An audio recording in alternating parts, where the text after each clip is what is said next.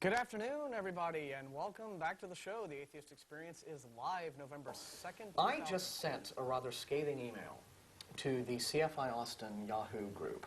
Okay. Because there's a post on that group today, this mailing list today, talking about how the State Board of Education, which, as a lot of you may know, is run by a guy named Dan McElroy, who is a young Earth creationist, appointed by Rick Perry to run this group, and they have loaded this thing down with just about almost half of the State Board of Education are creationists of the old school, you know, Creation Week and Adam and Eve and all the rest of it. And so there are hearings coming up again, and the public will be invited to speak at these, and you can sign up to speak. And I don't know exactly. I looked at the websites, some of the websites that would have that information up to date. I don't think the exact. I couldn't find, for example, on the Texas Freedom Network website, if the actual sign-up page, when the date is for these hearings. I don't know that information yet. If I find out that information, I will immediately post something to the Atheist Experience blog about it. But what disappointed me was that the immediate reactions, just the first few people to respond to that post on the CFI list, were of a very defeatist attitude.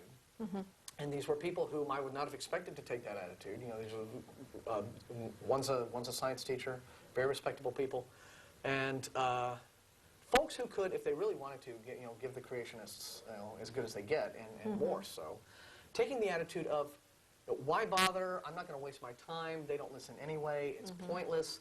I'm not, I just want to stay home. I'm not going to take time out of my schedule to talk to a bunch of people who are, not even going to listen, and it's not going to do any good, and da-da-da. And I just was like, whoa, wait a second. All right, I know that this is a frustrating fight. It is frustrating in the 21st century. Yeah, that we're still having this discussion. Yeah, I mean, let alone that they're stoning children to death on the other side of the planet. But over here, we're still having to, defend modern ideas and modern science, against 19th century beliefs before, right? I know that it is frustrating and wearying to have to, get on that horse and ride down that trail again. But the point is, what else can you do?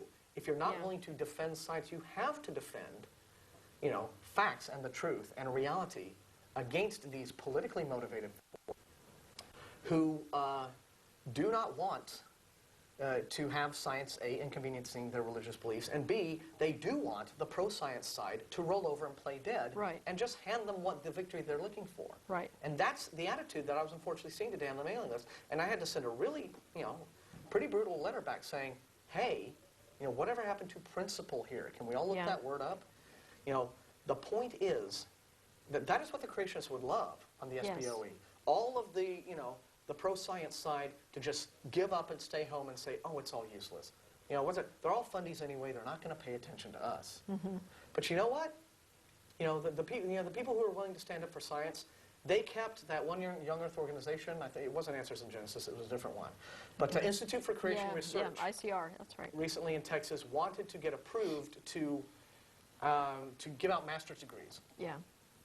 And well, they can give out master's degrees, but just not in science. Right. They wanted to give out master's degrees. Yeah, you can't be accredited to do that. Right. They wanted that accreditation, and they didn't get it. And the reason they didn't get it was because people who are real scientists and supporters of real science came out. Guys like Steve Schaefersman, fantastic fellow with Texas Citizens for Science. You go to texscience.org, is that organization's website. Great folks. Came out and said, look, this is not a scientific organization. These are pseudoscientists. They have a politically motivated religious point of view they're trying to promote here. They're not fit to do what they want to do. They have no qualifications to do what they want to do. And this is just all political shenanigans. And so ICR, got sent home to go file their lawsuits or do whatever they do when they don't get their way, right? But the point is, yes, it does work to speak out against this. You can get this idea, oh, the religious right's in charge, nothing's ever going to change. But it does. I spoke at the hearings in 2003. They were trying to get ID sort of shoehorned into the science textbooks in 2003, and I was there to speak there. We had Russell Glasser was there, Don Baker came, ACA was well supported. I think a couple other folks. Let me see if I can remember who from our side turned up.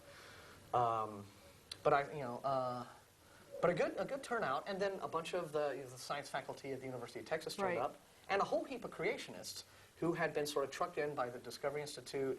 From Waco or someplace.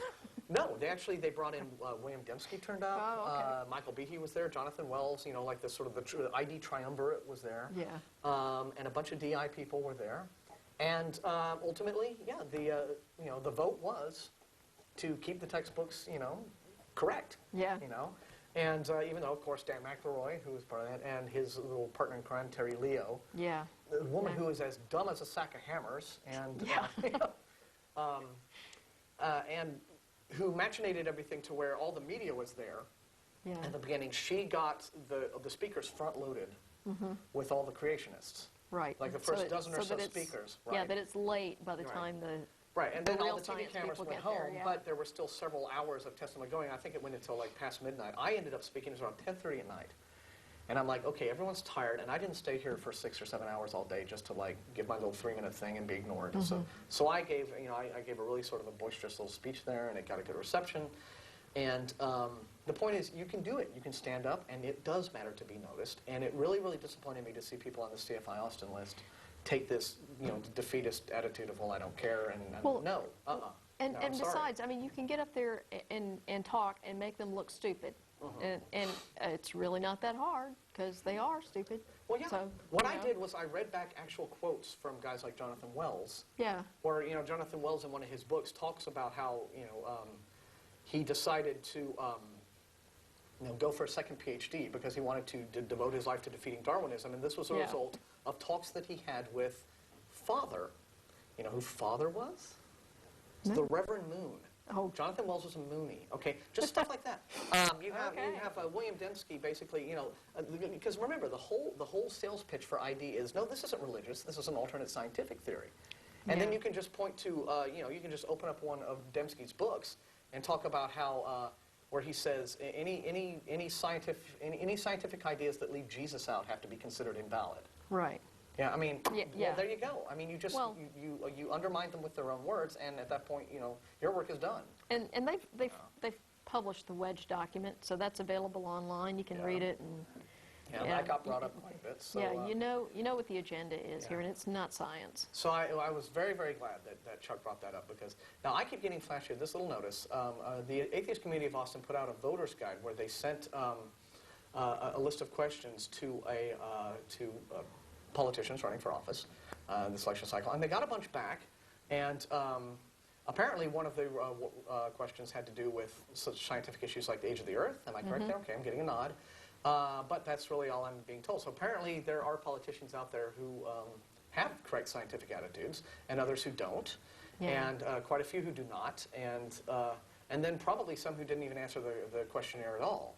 Yeah. So that's fairly handy, and I do believe, I'm just going to wait to see if I get a nod on this, that the results of those voters' guide, the answers have been put on the Atheist, yes they have, Atheist Community of Austin website, the URL of which is splattered across the bottom of Yes. your So screen there. if your frontal lobes are functioning, you can use this voter's See, I guide. just sort of, we communicated through Yeah. gestures and nods, and I got it all down. Yeah. See, there you So go. we do that kind of thing. But if your frontal lobes are still functioning, you can go to the website, take a look at the results, and use that information to inform your voting decision if you haven't already voted.